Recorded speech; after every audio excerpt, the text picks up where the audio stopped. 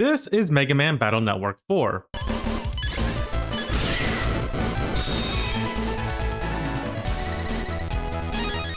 It has the reputation of being one of the most infamous titles in the series. In terms of the hierarchy, it's often ranked as one of, if not the worst. But if we take a closer look at this game, you'll see that there's more to it than its reputation suggests. So stay a while and listen as we delve deeper into this game than any person really should. This is the most broken Megaman Battle Network game.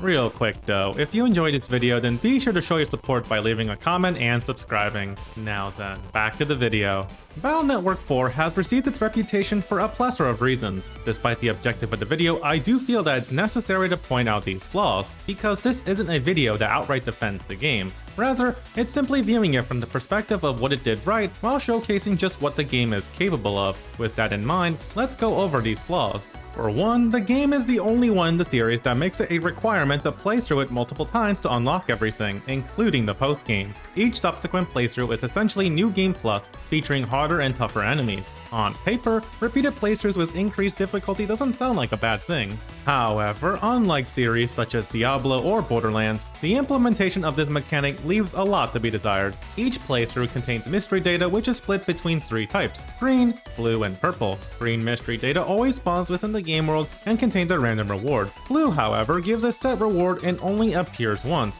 Purple mystery data is the same as blue but can only drop the reward once you use an unlocker subchip, essentially like a key to a chest. Each playthrough, up to a third, contains unique sets of blue and purple mystery data that you'll have to collect, meaning if you miss just one of these, it's never coming back. Games with increased difficulty New Game Plus modes like Diablo don't really have this problem because you're always going to be acquiring newer and stronger gear, but Battle Network has a set number of rewards that you can get. While you can acquire stronger battle chips, the set rewards can disappear if you aren't following a guide. If that wasn't enough, the progression is just as terrible, which only exacerbates the multiple playthrough issue even more. Battle Network has always had an issue with grinding, since you aren't necessarily guaranteed to get the chip you want despite a perfect rank, not to mention earning enough money to make sure you purchase everything you need from the shops. At least the shops don't change with multiple playthroughs. Then there's also the fact that stronger versions of viruses start replacing the weaker ones with each playthrough, so you'll have to ensure you have the chips you need regardless. If that wasn't enough, the scenarios aren't what I consider to be masterclass in game design. They're not the worst thing in the world, but the game's entire premise is built upon tournaments that differ between versions. This means they can't afford to create new unique dungeons if the situation calls for it, unlike traditional Battle Network games. And that includes recycling areas for content, and set content heavily differs in quality. What makes it worse is the fact that tournaments are always randomized, regardless of if you've already encountered them in a previous playthrough. This is extremely terrible because certain navies will grant you one of the game's defining mechanics, the Soul Unison. There's 2 for each tournament, but you're most likely acquiring 1 at a time. With multiple playthroughs not even guaranteeing that you get all of them by the 3rd, you might even be forced to go through it a 4th time just to possibly get everything you need, and that's not even guaranteed. This doesn't even include the glitches you can encounter in this game, which has been lessened to a slight degree with the Legacy Collection. With all that said, you can understand the disdain people have with this game. However, the game isn't just solely depression and questionable design. The game's combat had undergone major improvements from the previous entries, but because of the harsh requirements to unlock everything you need, most people may never even want to entertain the idea of the post-game, let alone more playthroughs. That's why I'm here to show the light, or in this case, the dark karma. Battle Network 4 has improved the combat to a point where it's become the series standard going forward. The first biggest change is the emotion window, which displays Mega Man's current status. The normal state is the default, which can go into any other emotion without restriction. Full synchro is one of the most important changes to the series. This emotion is triggered when the player performs a counter hit using a non-dimming chip attack. A counter hit in Battle Network is the window in which a virus or boss navi performs the animation window before performing their attack. Upon a successful counter hit, the enemy is temporarily paralyzed, and, during full synchro, the next damaging chip used will have its damage doubled. This single state opened the proverbial floodgates into combos that most could never think of, but we can talk more about that later. Next, we have Rage, which should happen once Mega Man either takes over 300 damage in a single hit, or stuck in the hit animation for more than 2 seconds, which includes being stunned or frozen. During this state, he'll gain super armor, which means his attacks can't get interrupted, along with the next chip attack dealing double damage. Compared to full synchro, it's temporary and will either disappear after enough time or once he uses a chip attack. Then we have the anxious state, which only happens if he takes multiple hits without successfully retaliating. During this emotion, he isn't able to perform one of the game's transformation mechanics, Double Soul, and as well as the appearance of 2 dark chips. What's a dark chip? Well, we'll talk about that when the time is right.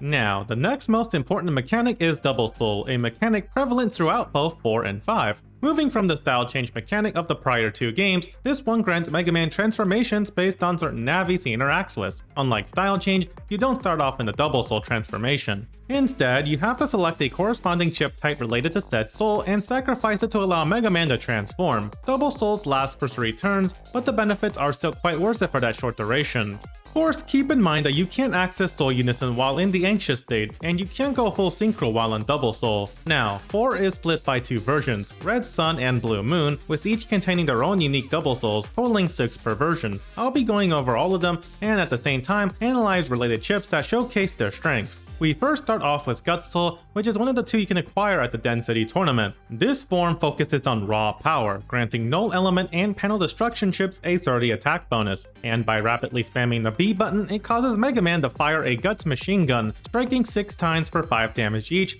all the while being invincible during the duration. And the charge shot turns into a 60 damage Guts punch, which pushes obstacles back. What better to showcase Guts Soul than a fight against Gutsman himself? After going into Guts Soul, Full Cust is activated in order to get an instant custom gauge, ready to go into another set of chips at any time. With perfect timing, White Web 2 is used to create a counter hit stun. The White Web series of chips all create webs on a single row of enemy panels, each dealing 40 wood damage each if they step on it. Each version affects the rows that the web spawns on. It might not look like much, but we'll see its true value later. Turn 2 starts with Fast Gauge and spawning in a rock cube before landing a charge shot to punch the cube into Gutsman, performing a counter hit. Immediately after, a sand ring is used, creating a pitfall panel underneath Gutsman. Should one land on these, they'll be unable to move out of it until it returns to normal. It takes about 3.3 seconds to revert, and placing an obstacle also removes it. But more importantly, if a tornado or static chip is used on it, it'll deal double the number of hits, consuming that panel and returning to normal. Now, as this happens, another set of chips is loaded in, and now you'll see just how powerful that plus 30 bonus can become. First is Blinder 2, which throws a Helity virus and deals 80 damage 4 times for a total of 320. Of course, with the plus 30 from Gut Soul, that's 110 times 4 for 440 instead. Immediately following that is Vulcan 3, which deals 10 damage 7 times for 70 damage. Combined with Gut Soul, that's 40 damage times 7 for 280. Now we get to a pretty strong chip, Color Point, which sacrifices up to 3 of the first row of unoccupied panels, adding plus 10 damage for each panel. Tornado meanwhile deals 20 damage 8 times for 160. But thanks to the pitfall panel, that's 16 times, so 50 damage times 16 is 800 damage, securing the deletion. The damage from the initial non-elemental chips dealt significant damage on their own, which allowed Tornado to finish it off. You can see that Vulcan can reach ridiculous numbers, but we're just getting started. Next up is Fire Soul, which mainly helps set up fire-based combos. For one, upon entering the soul, grass panels appear on both sides in the shape of a cross. Stepping on lava panels heals for 50, and if you have a fire chip, you can charge it to become a firearm attack that goes down the whole roll for 150, and the charge shot is a 50 attack flamethrower. It's a nice soul, but the real bonus is the free guaranteed grass panels. When fire attacks hit enemies on grass panels, it'll deal double damage, consuming those panels. Now, let's see how well the soul can take advantage of those grass panels. Up against Windman and Fast Gauge and Invis are used before Wood Power generates a few grass panels ahead. There's another turn of stalling before we get a setup turn. Heat Press is used to set up lava panels, which sounds confusing, but you'll understand soon. Then Fan is made to push Windman forward. It gets destroyed, but it allows for Thunderstreet to stun and then a Voodoo Doll to be set up. If you've seen one of my previous videos, you're well aware what it does. While in full synchro, Mega Man performs the Elm Flare chip. This is a series of chips that fires off a 3-panel long colored flamethrower that hits targets twice. Though if they have iframes, then that's only once, but it's a different story if the user is standing on the corresponding elemental panel, in this case being lava. Then that flamethrower covers the user's entire row and hits up to 5 times or twice with iframes. So that was 200 due to full synchro, and then double that due to the grass panel. Of course, only one of those hits is doubled since the grass panel is used up. That's 200 times 5 for a 1000 with another 200 coming from the grass panels. Then the Voodoo Doll would have dealt 200, but due to the grass panel, it was doubled to 400 for 1400 in total. Then with Gun Soul 2, it dealt about 360 total damage for a very powerful finish. It's a bit of a setup, but the free setup in Fire Soul proves invaluable for these types of combos. Over on the Eagle tournament, we have Roll Soul. This one is strange to talk about just because most of its real power comes in the form of PvP. In fact, it's one of the most broken souls in that regard. The only ability it has is healing 10% of Mega Man's max HP every time he uses a battle chip. Simple but extremely powerful in PvP since outlasting your opponent is just too good of an advantage. The charge shot is just as great as it's a 30 attack roll arrow that destroys a struck target's battle chips. The ability to outright remove your options is too ridiculous of an advantage even for 3 turns. However, there is a fun instance of the healing working in your favor outside of that, so we may as well look.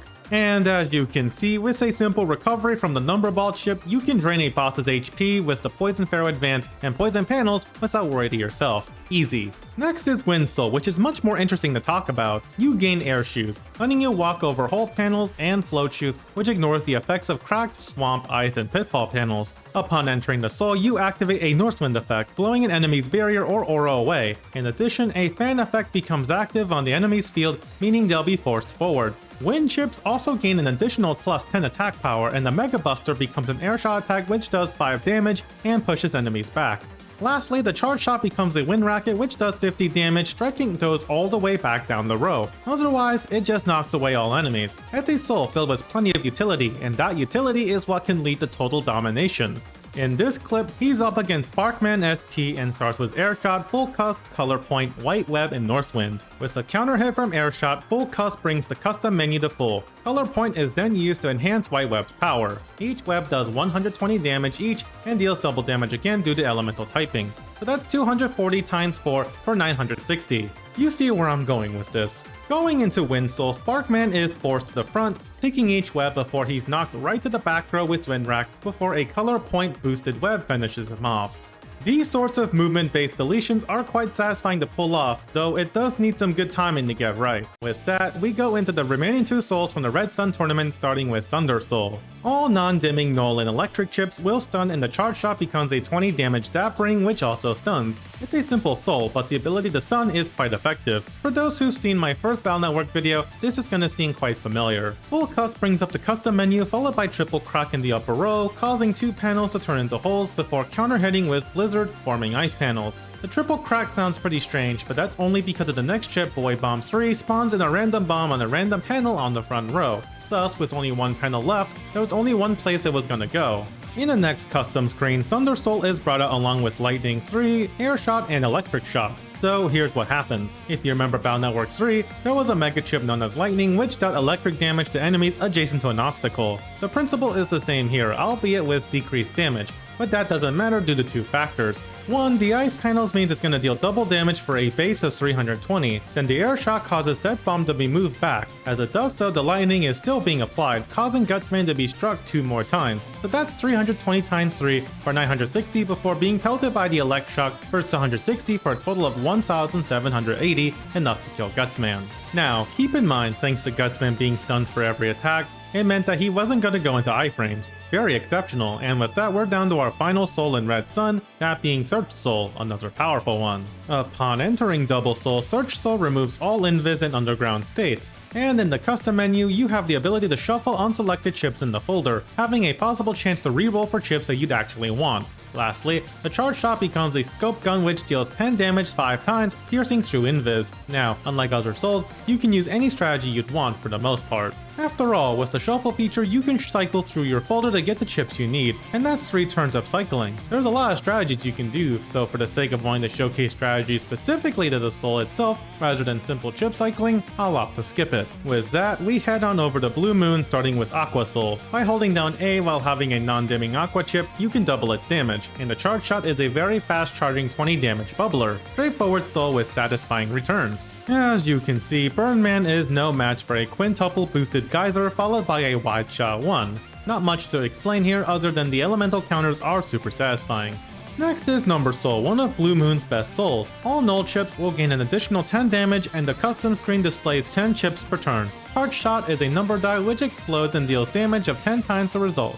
As you can imagine, this sort of power is amazing. Search Soul is pretty great since you can cycle through your folder, but 10 chips per turn isn't bad either. So much like Search Soul, you can pull off an assortment of strategies on that chip consistency alone, rather than any individual part, so we'll skip the chip analysis. For the Hawk tournament, we have Wood Soul, which gives Mega Man the ability to not be stunned, blinded, confused, or immobilized, and if you selected a wood chip followed by null elemental chip, then it'll consume that chip and add its attack power to its own. Lastly, the Charge Shot is a 8-hit twister for 20 damage each. It's much similar to the Gaia Blade chip in Battle Network 3, albeit to a much nerfed degree, but it doesn't matter. You want to see real power, right? Let me show you real power. Remember White Web? We've sure seen it a lot in this video. There's a reason why this chip only ever made its appearance here. Did you know that even on the turn the soul expires, the power boost from Wood Soul will still apply? And did you know that the highest null chip you can add to a wood chip with this soul is the Giga Chip Blue Moon, which deals 600 damage? What we're looking at is a 640 White Web in full synchro with a fan chip to force base to be hit by each web for 1280 per hit. That's 3840 damage in total, and combined with some other chips from before, that's just a one-turn kill in one of the toughest fights in the entire game. Power combos sure are fun, and speaking of that, we have Metal Soul. The Mega Buster gains the break property, which allows it to break through guards and destroy obstacles,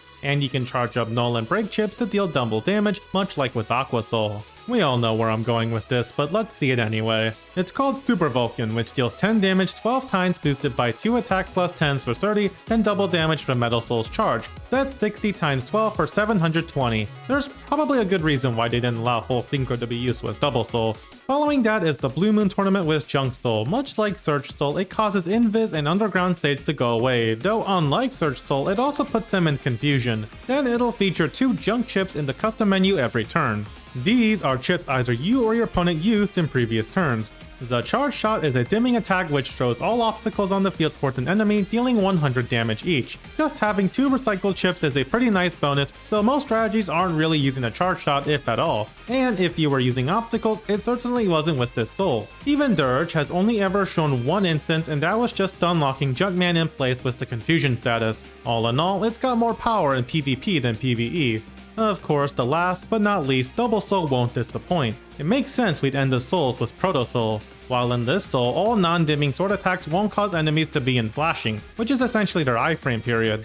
They'll also gain the power to shield up with Reflect and deal 50 damage down the row. Much like Aqua and Metal Soul, they can charge up a non-dimming sword chip to deal double damage as well as warp 2 panels ahead while using it. The Charge Shot is an 80 damage wide sword which can perform counter hits. This is a pretty solid soul and allows sword-based strategies to truly shine. I don't even have to explain much with this chip. It's quite literally the ultimate sword duel, though I wouldn't even call it a duel and more like a one-sided beating. With that, we've gone over every soul in the game. That sure took a while, but it should be quite clear that the scaling of power has definitely risen to new heights compared to 3. Full synchro aside, the amount of power that Double Soul provides is far greater than style change at the cost of limited turns. The battle chips in this game best reflects the game's power creep. Chips like Super Vulcan become series staples, and these multi-hitting ones have been as abusable as always. But now with new ways to raise attacks such as Color Point and Double Soul, it's clear that the design team wanted to go beyond what players thought could be possible. We haven't even talked about the most common chips used, such as the popular Air Hockey series, which has been a staple for players wanting to take advantage of full synchro.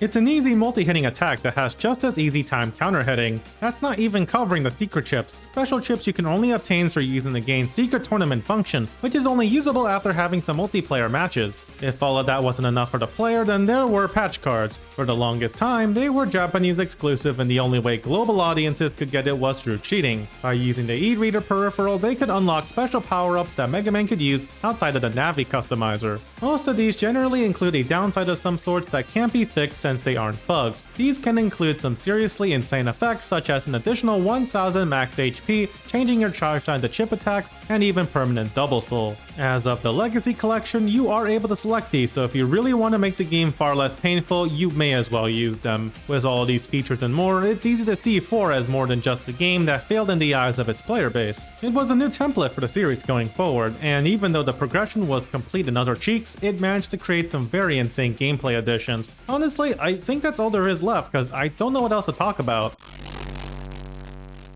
One of Battle Network 4's themes, if you can even call it that, is the idea of the Dark Soul. I could go in depth about the terrible story and what exactly they were trying to do, but that's not for this video. What is important is what it brought to the gameplay side of things. These are the Dark Chips, super powerful chips that deal a ridiculous amount of base damage. A basic Dark Sword is dealing 500 damage, and even a Dark Vulcan is 20 times 24 shots for 480. Of course, there's clearly a catch, and that catch is that 2 random Dark Chips will appear in your custom screen upon entering the Anxious State. Considering what it takes to enter the Anxious State, it's essentially a tempting comeback mechanic for those who struggle with it. Of course, such power comes with a price. Using a Dark Chip will cause Megaman to enter a unique evil emotion. Once you enter this state, you're barred from using Double Soul as well as entering other emotions. Furthermore, when any number of Dark Chips are used, you permanently lose 1 HP until you lose a maximum of 500 HP or you have 1 HP left. In addition, depending on the chip, Mega Man will also receive a bug. Of course, there's more to it than that the game doesn't necessarily explain, if at all. The game has a hidden karma value system which starts off at 500. The more Dark Chips you use, the lower this number becomes. At a certain point, Mega Man will slowly go from slightly evil to evil. After upon being evil, you'll always start battles in the evil emotion as well as Dark Chips always appearing in the custom menu.